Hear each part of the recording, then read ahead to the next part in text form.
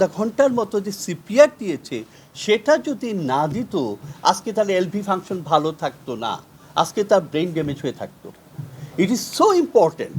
আমি আপনাদেরকে এই মেসেজটা দিতে চাই যে এই কার্ডিয়াক সিপিআর যেটা আমার ইন্টিমেট করতে এই বেসিক জিনিসটা আমাদের স্কুল কলেজে শেখানো উচিত। স্কাউট আন্দোলন কিন্তু শেখাতো, এখন স্কাউটের কোনো কোথাও কিছু আমরা দেখি না।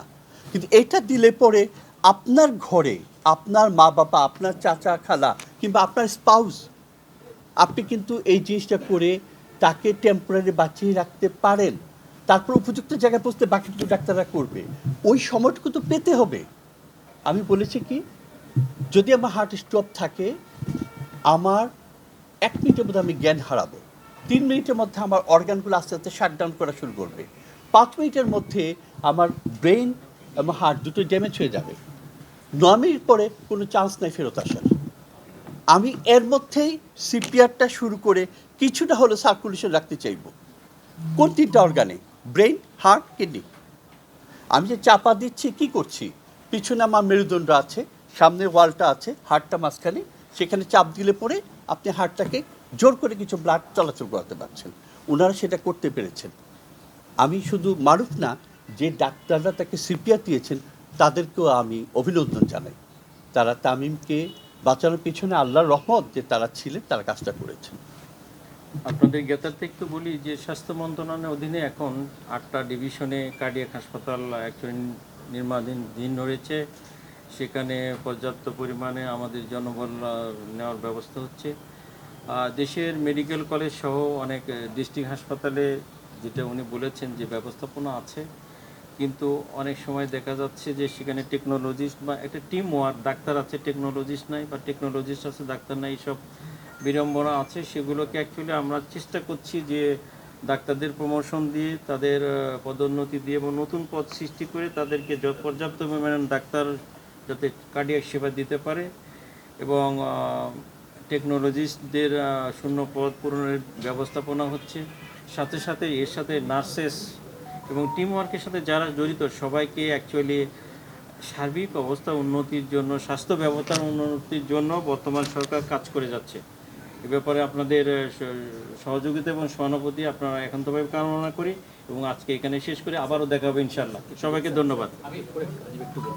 হ্যাঁ, আচ্ছা, একটু কেপিজে কর্তৃপক্ষ একটু আপনাদের ওদেরকে আমাদের সুযোগ দেওয়া উচিত।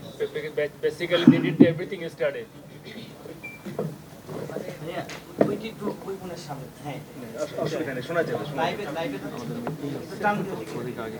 ধন্যবাদ। আমাদের শ্রদ্ধেয় স্যাররা সবাই এসছেন ঢাকা থেকে কষ্ট করে। গতকাল আপনাদের সামনে আমরা বলেছিলাম যে একটা ক্রিটিক্যাল পিরিয়ড যাচ্ছে আমাদের সবার প্রিয় তামিম ভাইয়ের। আল্লাহর রহমতে এই ক্রিটিক্যাল পিরিয়ডটা আমরা পুরোপুরি তো না করছি না, কিন্তু একেবারে যেইটা এক্সট্রিম ক্রিটিক্যাল পর্যায়ে ছিল আল্লাহর রহমতে আমরা সেটা ওভারকাম করে এসেছি। উনি সুস্থ আছেন, উনি খাওয়া দাওয়া করছেন, কথা বলছেন, ওনার ফ্যামিলির সাথে কথা বলেছেন, স্যারদের সাথে কথা বলেছেন। আপনাদের সবার দোয়ায় এবং আল্লাহর রহমতে উনি আমাদের মধ্যে ভালোভাবে আছেন। ইনশাল্লাহ আমরা ওনাকে সুস্থভাবে এখান থেকে ডিসচার্জ করতে পারবো। ডিসচার্জ কখন কিভাবে হবে এটা ওনাদের পারিবারিক সিদ্ধান্ত। স্যাররা সবকিছু ওনাদেরকে এক্সপ্লেইন করেছেন, আমরা করেছি। তারপর ওনাদের পারিবারিক সিদ্ধান্তকে শ্রদ্ধা জানিয়ে ওনারা যেভাবে আমাদেরকে বলবেন আমরা সেভাবেই ওনাদেরকে কোঅপারেট করব। আমরা আরেকটা জিনিস একটু বলতে চাই, এই সুযোগটা আমি একটু নিতে চাই যেহেতু আমাদের শ্রদ্ধেয় স্যাররা আছেন। আমরা বিভিন্ন হাসপাতালে প্রচুর ব্রট ইন ডেথ পেশেন্ট পাই, অনেক কিন্তু এরকম কার্ডিয়াক পেশেন্ট হয়। এই ব্রট ইন ডেথ পেশেন্ট, আপনারা যদি ব্রট ইন মানে যে হাসপাতালে আসতে পথেই মারা গেছে, এই সংখ্যাটা কিন্তু কম নয়। এইটার একটা বড় হচ্ছে সামাজিক যে অ্যাওয়ারনেস, সোশ্যাল অ্যাওয়ারনেসটা আসলে খুবই জরুরি। আমাদের স্যাররা অবশ্যই এটা নিয়ে কাজ করতেছেন, কিন্তু আপনারা আমাদের সচেতনতা তৈরিতে হেল্প করবেন, কারণ এই ব্রট ইন ডেথগুলো আমাদের জন্য অত্যন্ত পেইনফুল।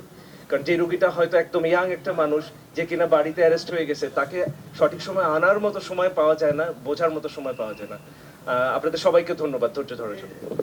আমি আমার সদ্য ডি স্যারকে আজকের প্রেস ব্রিফিং শেষ করার জন্য অনুরোধ করছি। আপনাদের সবাইকে ধন্যবাদ এবং ঈদের অগ্রিম শুভেচ্ছা। ভালো থাকবেন সবাই। আসসালামু আলাইকুম।